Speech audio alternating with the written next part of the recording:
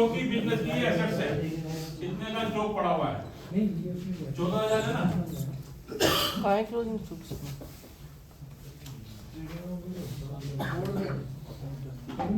फिर है plant and machinery included machine purchase 20,000 आज 1 अक्टूबर 2017। एक मशीन जो प्लांट एंड मशीनरी है उसमें एक मशीनरी ऐसी थी जो 1 अक्टूबर 2017 को खरीदी गई थी। इसके मतलब जब डेप्रिसिएशन लगाएंगे तो ध्यान रखेंगे कि ये मशीन अक्टूबर में खरीदी गई थी 17 में, तो इसका डेप्रिसिएशन पूरे साल का नहीं लगाएंगे, जितने पीरियड उस मशीन को यूज करा उतने पीरियड के लिए उसमें डेप्रिसिएशन लगाएंगे। मेरे में अब 17 है ना, एक साल पीछे इसमें outstanding liability for wages 1200, salary 2800, these are not subject to GST. तो ये आउटस्टैंडिंग लायबिलिटी है। जब बिजनेसमैन 31 मार्च का वेजेस मतलब उस कंपनी में कोई मजदूर काम करते थे जिनको मजदूरी देनी थी, कितने रुपए की, 1200 रुपए की, जो 31 मार्च तक नहीं दी गई है। अगर हम दे देते 31 मार्च की उस वाली वेजेस को, तो हमारा कैश बैलेंस कम हो जाता या बैंक बैलेंस कम हो गया होता। मतलब ये ट्रांजैक्शन अभी हमने इंप्लीमेंट में नहीं लाए। मैं मेरे कंपनी में मजदूर है, मैं कहता हूं मैं पॉलिसी ये है कि मैं तेरे को हर महीने की 7 तारीख को पेमेंट करूंगा, तो उस मजदूर ने मेरा काम करा हुआ है, मतलब 7 दिन का जो है 1200 रुपए उसकी मजदूरी अभी ड्यू है, उसको देनी है, लेकिन मैंने 31 मार्च तक दी नहीं क्योंकि मैं उसे 7 तारीख या 12 तारीख को दूंगा। तो 1200 रुपए वो बिजनेस के लिए क्या है, आउटस्टैंडिंग है, अभी देना है तो बिजनेस की अभी लायबिलिटी है, तो ये लायबिलिटी साइड में आ जाएगा। और दूसरा क्या है, वेजेस, मैंने इसमें वेजेस में लिखा हुआ, ट्रायल बैलेंस में लिखा हुआ 20,000 मान लीजिए वेजेस, तो वो 20,000 लिखा है पूरे साल जितनी मैंने पे कर दी, लेकिन ये 1200 रुपए मैंने अभी पे नहीं करी, लेकिन खर्चा तो बिजनेस का इसी साल का है ना ये। अगर मैं प्रॉफिट एंड लॉस बनाऊंगा तो इसी साल में मुझे देना चाहिए वो 1200 रुपए, इसलिए मैं जो संबंधित जो खर्चा होगा वेजेस उसमें ये 1200 रुपए ऐड कर दूंगा। जो भी आउटस्टैंडिंग लायबिलिटी होती है उसको मैं ऐड कर दूंगा और बैलेंस शीट की लायबिलिटी साइड पे दिखा दूंगा। तीसरा है डेप्रिसिएशन लगाना 5% फिक्स एसेट पे। राइट ऑफ बैड डेट्स 1500 रुपए बैड डेट है, मतलब डूब गए, पैसा मेरे को नहीं मिलेगा, मैंने मान लिया 5% पैसा जो है ये 1500 रुपए डूब गए। बैड डेट्स क्या हुआ, बिजनेस के लिए क्या हो गया, लॉस हो गया, खर्चा हो गया। सारे खर्चे जो आते हैं प्रॉफिट एंड लॉस में आते हैं, और बैलेंस शीट में कहां से माइनस हो जाएगा, डेटर से, क्योंकि डेटर दिखाए होंगे बैलेंस शीट में 50,000 के डेटर है, यानी मैंने ये पता है मुझे, मैंने उधार माल बेचा था 50,000 का, वो मुझे 50,000 देने हैं अभी लोगों से, डेटर है उनके, तो मेरे को लेना है। लेकिन क्या हुआ, ये 1500 रुपए ये बैड डेट हो गए, कोई ऐसा कस्टमर था जो मर गया या कुछ वजह हो गई, मुझे पता है मैं इससे नहीं मिलेगी किसी भी तरह, वो डूब गए मेरे पैसे, यानी कि मैंने जो 50,000 में शामिल थे ना ये, क्योंकि 50,000 वो मेरे को जितने भी मैंने उधार माल बेचा सबके उसमें नाम लिखे हुए, 50,000 मुझे लेना था, लेकिन ये 1500 डूब गए, यानी उस 50,000 में से मेरे 1500 माइनस हो गए, यानी कि मुझे अब 48,500 रुपए देने हैं, डेटर मेरे 48,500। Insurance premium paid in advance 400 रुपए का इंश्योरेंस मैंने एडवांस में पे कर दिया। मान लीजिए मैंने ट्रायल बैलेंस में लिखा हुआ 4,000 रुपए का मैंने इंश्योरेंस दिया, लेकिन 4,000 में 400 रुपए एडवांस है, यानी 31 मार्च के बाद के महीनों का है, अप्रैल का है या मई का है, जून का है। अब जब मैं बैलेंस शीट बता रहा हूँ 31 मार्च को, लेकिन और मैंने इंश्योरेंस दे रखा है कि अगले महीने का, 2 महीने का, तो 2 महीने का तो इसमें इस साल का खर्चा नहीं हुआ ना, वो तो अगले साल का खर्चा होगा ना, इसलिए इस खर्चे में से उसे माइनस कर देगी। जैसे मान लीजिए इंश्योरेंस के इसमें 20,000 लिखा हुआ है, इसमें 400 माइनस कर देगी, क्योंकि ये 400 अगले साल का है, और ये मेरा क्या बन गया, बिजनेस में लायबिलिटी एसेट, क्योंकि मेरे को किसी से पैसा लेना है किसी से, मैंने एडवांस में दे दिया, अगर मैं आज बिजनेस बंद करूं तो एक किस्म से मेरा ड्यू बनता है ना, तो ये एसेट्स हो गया, इसलिए उसे एसेट साइड में दिखाया। एक्रूड कमीशन 500 रुपए। अब इसको जीएसटी सीजीएसटी को छोड़ दो, ये मैं नहीं समझता कि टूर में कभी दिया है। देखो कोई 2 भी बना सकते हो, 3 भी, 2 बनाते हो तो ट्रेडिंग अकाउंट एक बार हो जाता है, ट्रेडिंग अकाउंट। फिर प्रॉफिट एंड लॉस को अलग से बनाते हैं, यहाँ पे फिर लिखते हैं profit and loss account for the year estimate, और वैसे चाहो तो एक ही सब जगह मतलब मोस्टली एक ही बनाते हैं। ट्रेडिंग अकाउंट हमने दोनों लिख दिया, trading and profit and loss account. Trading account की यहाँ तक क्लोज कर देंगे, इसके नीचे सारा प्रॉफिट एंड लॉस, और ये बैलेंस शीट। तो 99% मतलब सब लोग अधिकतर एक ही बनाते हैं। नहीं ऐसा कुछ नहीं है, क्योंकि यहाँ से हमारा ट्रेडिंग अकाउंट बंद हो गया ना, यहाँ प्रॉफिट एंड लॉस सारे आइटम यहाँ पे लिखे जा रहे हैं, यहाँ पे लिखे जा रहे हैं। और अगर आपको अलग बनाना अच्छा लगता है तो आप अलग बना, कोई को आपको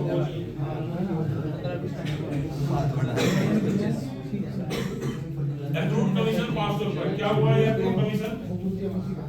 एक्रूड कमीशन का मतलब क्या हुआ?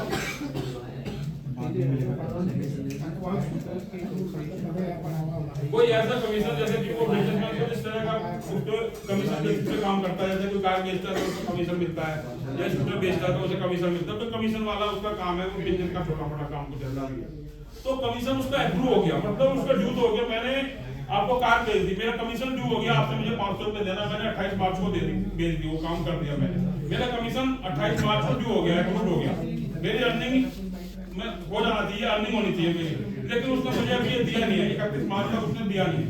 अप्रूव कमीशन वो कमीशन ऐसी आए जो मैंने इस साल के दौरान कर तो ली है, लेकिन मुझे अभी तक प्राप्त नहीं हुई है। ऐसी इनकम जो अप्रूव हो गई है इस साल में, लेकिन बट नॉट रिसीव, अभी मुझे प्राप्त नहीं हुई है। 500 रुपए का मैंने काम कर दिया, वो वाला कमीशन वाला, जैसे सेल बेचने का काम है, कमीशन मिलता है, मैंने 28 तारीख को बेचा, तो मैंने कमीशन तो ड्यू हो गया मेरा इस साल का, 31 मार्च का मेरा प्रॉफिट बुक हो गया, लेकिन वो मुझे कमीशन अभी मिला नहीं, वो कह रहा है कि मैं 31 मार्च के बाद दूंगा, तो वो इस साल मेरे पास आया तो है नहीं। जब मैंने कैश में उसकी एंट्री तो हुई नहीं, मेरा कैश तो मेरा बढ़ा नहीं उसकी वजह से, और मैं 31 मार्च को वो बना रहा हूँ, और ये कमीशन मेरे को इस साल की इनकम में दिखाना है, क्योंकि 28 मार्च को हुआ है, इसलिए ये मेरा एक्रूड कमीशन हो गया। ऐसा कमीशन जो मैंने अर्जित तो कर लिया है, मगर मुझे साल के अंत तक बैलेंस शीट बनाने के समय तक प्राप्त नहीं हुआ है, उस कमीशन को एक्रूड कमीशन कहते हैं।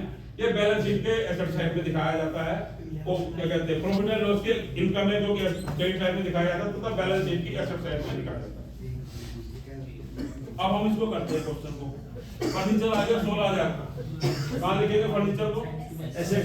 हाँ, इसके साथ कुछ और भी था, फर्नीचर के साथ कितना था? 16,000 था ना, इसमें से 500 घटा देंगे, 15,200, और डेप्रिसिएशन आ गया इधर 5% दिया ना, टू डेप्रिसिएशन, ऐसे लिखेंगे, to depreciation on furniture 5% of 16,000, ठीक है। देखो डेप्रिसिएशन मैंने 16,000 वाला लिख दिया बैलेंस शीट में सीधा, लेकिन मुझे पता है जब मैंने पढ़ा था डेप्रिसिएशन उसमें लिखा हुआ 5% लगाना है एडजस्टमेंट में 5% लगाना है, यानी 800 रुपये उसको डेप्रिसिएशन लगाना है। मैंने आपको ये बात क्लियर कर बताई है कि जो भी एडजस्टमेंट में चीज लिखी होगी उसकी एंट्री 2 जगह करेंगे। जो 16,000 डेप्रिसिएशन वो लिखा हुआ था सिर्फ उसमें ट्रायल बैलेंस में, तो मैंने 16,000 एक ही जगह लिखा है, लेकिन उस पर डेप्रिसिएशन लगा, ये एडजस्टमेंट आ गया, ये एडजस्टमेंट में नीचे एडजस्टमेंट की एंट्री 2 होगी, 2 जगह, तो 5% यहाँ आ गया, 800 रुपए 5% वहां आ गया, इसकी एंट्री डबल एंट्री सिस्टम पे चलता है। तो यहाँ तो खर्चा आ गया ना, खर्चे लिख रहे हैं सारे, ये प्लस हो गया, और सब कम करके लिखा गया है दूसरे वाले में। हाँ 16,000 में से 800 कम करके डेप्रिसिएशन। हाँ देखो वो 16,000 तो एक अपनी एंट्री एग्जिस्ट है, उसको एक जगह लिख दिया मैंने 16,000, और 500 रुपए मैंने वो 800 रुपए मैंने माइनस कर दिया, यानी मैंने इस 800 रुपए की एंट्री 2 बार करी। 16,000 तो एक ही जगह लिखा है सर, 16,000 तो अंदर की तरफ लिखा है ना। हाँ, नहीं अंदर लिखा है, लेकिन यहाँ बाहर आ गया ना, 16,000 में 800 कर दिया तो 15,200 आ गया ना, माइनस 800 हुआ यहाँ, ये तो बाहर आ गया ना, इधर एंट्री तो हो गई ना, 16,000 की वैल्यू आ गई ना यहाँ पे।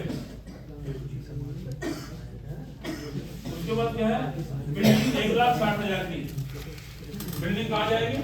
एसेट्स में 1,60,000 का यहाँ पे आ गया 1,60,000 बिल्डिंग, इसमें भी वही डेप्रिसिएशन है 8,000 का है ना, 1,52,000, और दूसरा डेप्रिसिएशन कहाँ जाएगा? यहाँ पे बिल्डिंग में से ये कितना हो गया? 8,000,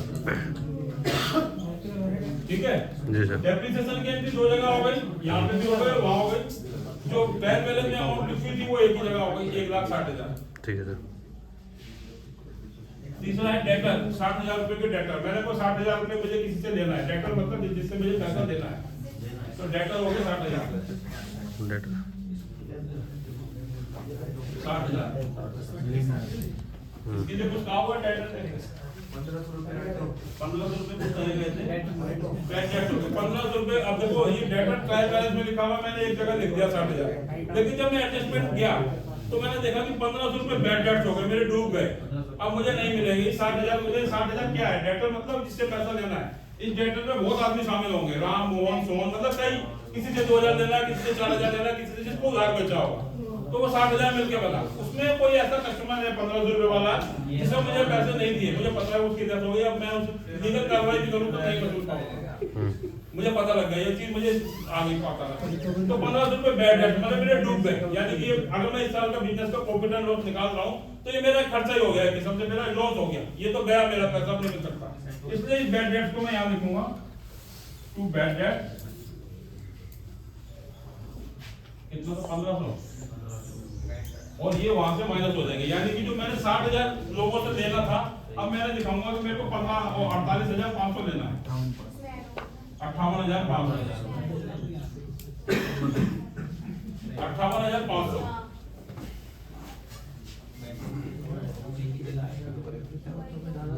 क्या थी मतलब और सर्वे में लिखा होगा वो आएगा तो फिर देखते हैं उसको। अब है ड्राइंग अकाउंट, 20,000 ड्राइंग। ड्राइंग क्या होता है? लायबिलिटी। क्यों मतलब क्या चीज है ये, मतलब ड्राइंग होता क्या है? उसने अपने पर्सनल यूज के लिए निकाल दिया, लेकिन अपने 10 लाख रुपए उसने इन्वेस्ट करा था, उसे जरूरत पड़ गई इसमें उसने पर्सनल यूज के लिए निकाल दिया, इसलिए ये 20,000। तो यहाँ जो कैपिटल लिखेंगे ना, कैपिटल लिखते हैं यहाँ पे, इसलिए हम यहाँ पे प्लस करते हैं कैपिटल में, जब बिजनेस में कैपिटल आगे प्रॉफिट होता है, जो प्रॉफिट है प्रॉफिट करते हैं माइनस ड्राइंग हो जाती है। मतलब उसने 10 लाख रुपए लगा के बिजनेस शुरू करा था और 1 लाख उसे मान लीजिए साल का प्रॉफिट हो गया, 11 लाख हो गया, और उसने 2 लाख रुपए अपनी जेब के लिए अपने निकाल दिए, यानी कि उसका 2 लाख रुपए लगे हुए हैं, 2 लाख निकाले, तो यहाँ माइनस कितना था, 20,000। तो यहाँ माइनस कर देंगे 20,000 कैपिटल।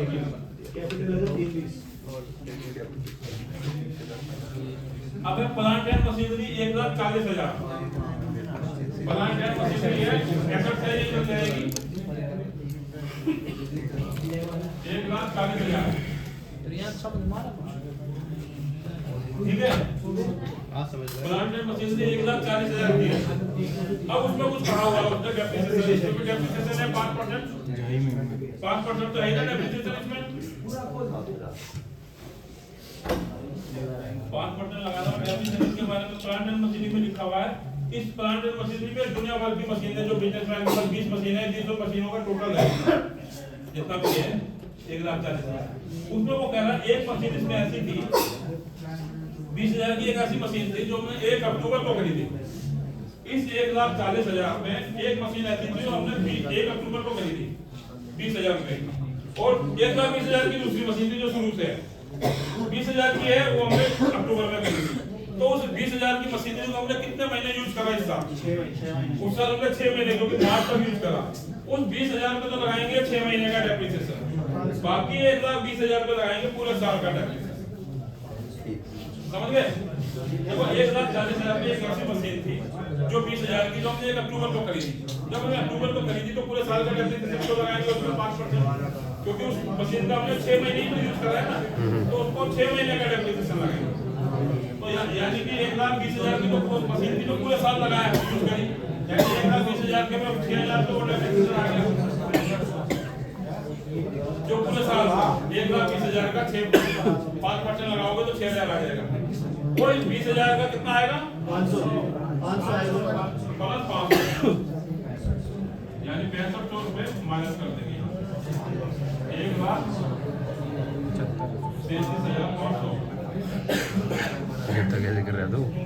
65,000 घटा के 65 तो कितना आ जाएगा मशीनरी के प्लांट एंड मशीनरी पे? 6500, ठीक है। मतलब देखो अब जो 1,40,000 था वो 2 जगह यूज कर लिया, ठीक है, और उसमें जो डेप्रिसिएशन जो कि एडजस्टमेंट में है उसको हमने 2 जगह, उसको तो एक जगह लिखा हमने प्लांट एंड मशीनरी को, डेप्रिसिएशन 2 जगह, वहां से माइनस हो गया और यहाँ आ गया। मैंने कहा एडजस्टमेंट हमेशा 2 जगह इफेक्ट डालेगा। वेजेस कितनी है? 24,000। वेजेस कहाँ आती है? प्रॉफिट ट्रेडिंग अकाउंट में ना, वेजेस हाँ वही 24,000 की। हमने जब एडजस्टमेंट पढ़ी थी इसमें कुछ ना कुछ कहा था, इसलिए क्वेश्चन को करने से पहले एक बार एडजस्टमेंट पढ़ लो। अगर आप यहाँ 24,000 यहाँ लिखोगे, फिर जब बाद में एडजस्टमेंट करने लगोगे तो आपको गलती होगी, क्योंकि आपको इस पर प्लस माइनस करना होगा, फिर काटापीटी करनी पड़ेगी। इसलिए उसके संबंधित 4-5 एडजस्टमेंट जो होते हैं उसे पढ़ लो, और 2A लेवल पे 4 एडजस्टमेंट ज्यादा नहीं आएंगे और बहुत सिंपल होंगे।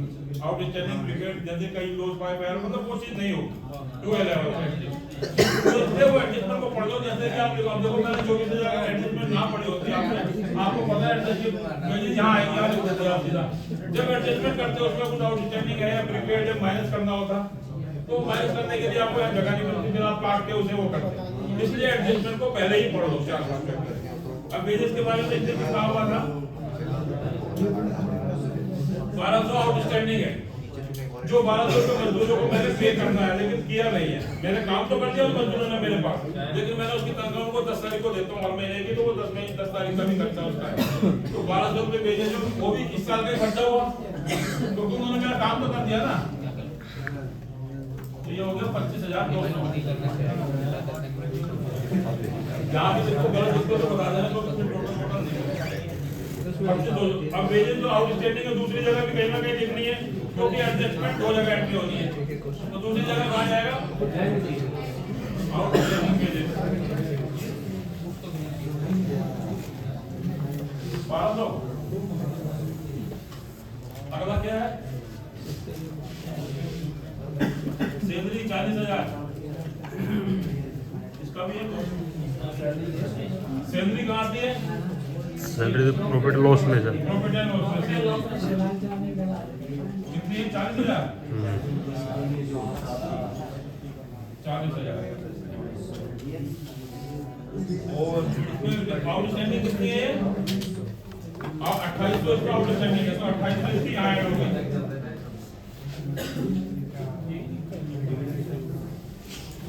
42,800 हो गई ठीक है आउटस्टैंडिंग सैलरी यहाँ ऐड हो गई दूसरा आउटस्टैंडिंग सैलरी कहाँ जाएगा दूसरा तो यहाँ 2800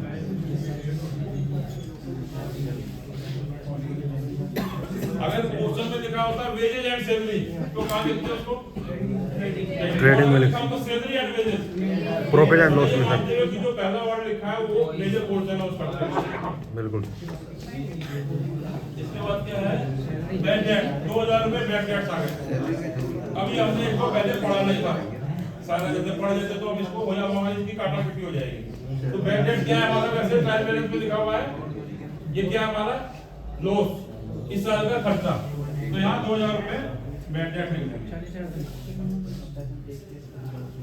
ये जो पहले बैड डेट लिखे थे ना यहाँ पे 1500 उसी में ऐड करना था अगर हम पहले इसको पढ़ लेते तो इसी में ऐड हो जाता तो मैंने इसको अलग लिख दिया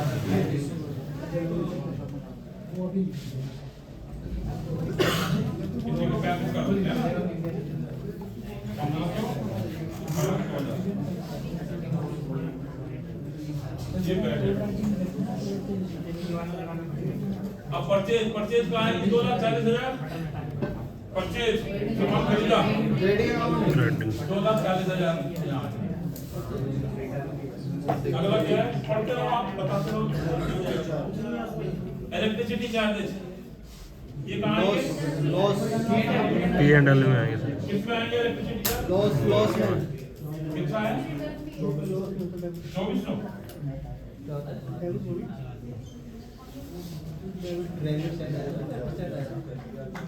कोई एडजस्टमेंट तो नहीं होगा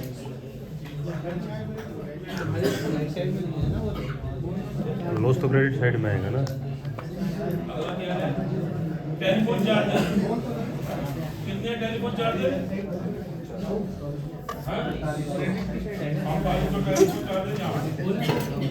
अब आप देख रहे हो कि जो ट्रायल बैलेंस में आइटम है वो सब मैं एक जगह दिखा हूँ 2 जगह नहीं जा रही जहाँ एडजस्टमेंट इफेक्टिव हो जाती है वहीं 2 जगह जाती है ये बात हमेशा ध्यान रखना एडजस्टमेंट की जगह एक तो पता कहीं ना कहीं दूसरी जगह होती है ये आपको ध्यान रखना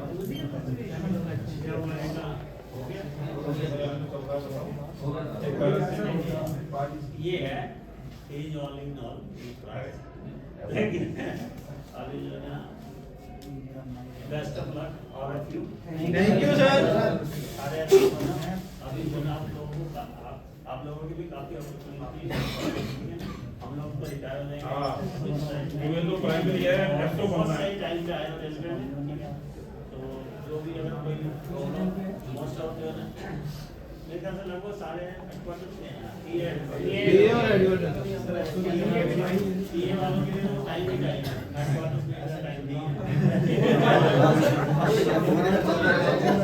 12 बजे आते हैं